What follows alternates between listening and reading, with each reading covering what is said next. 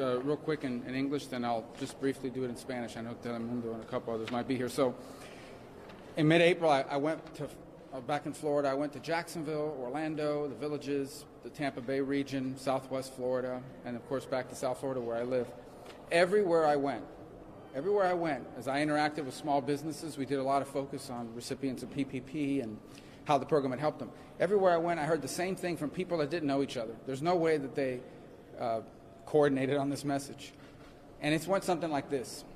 We have 50 job openings. We can only get 5 people to even respond.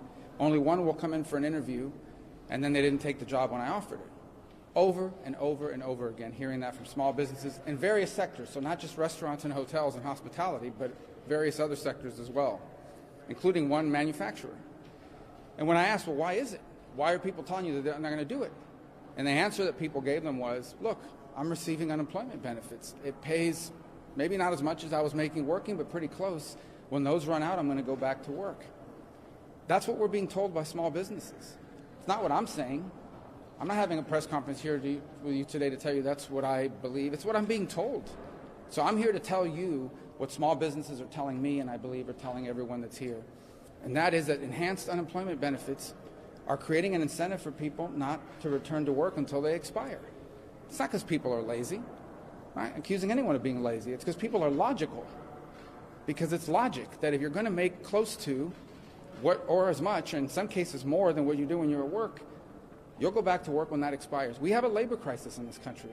I have a small business owner, owns a handful of restaurants in Miami, who has put up a sign on the door that says, due to the labor crisis, wait times for an hour or something along those lines, they just can't. A guy calls every day. We're having a labor crisis.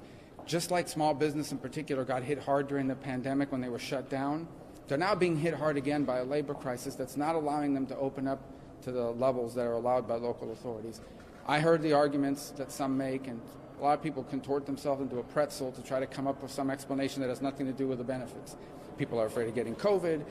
People have nowhere to put their kids. I can't speak to the rest of the country.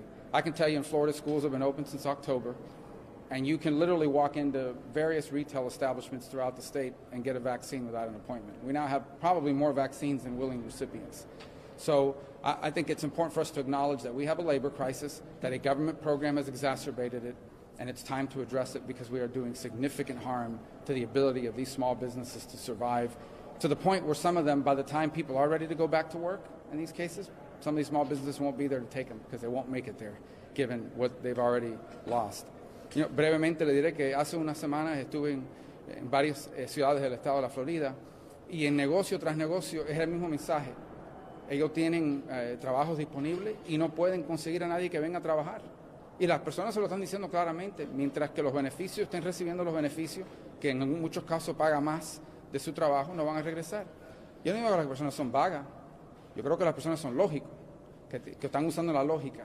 Eso no es lo que yo estoy diciendo, yo no estoy inventando esto me lo están diciendo a mí, los pequeños comerciantes que ya han sufrido tanto durante la pandemia y están sufriendo ahora de nuevo con esta crisis laboral. Y es importante que el gobierno nos siga contribuyendo a esta emergencia. Dr. Marshall, I think you were next. Okay, go.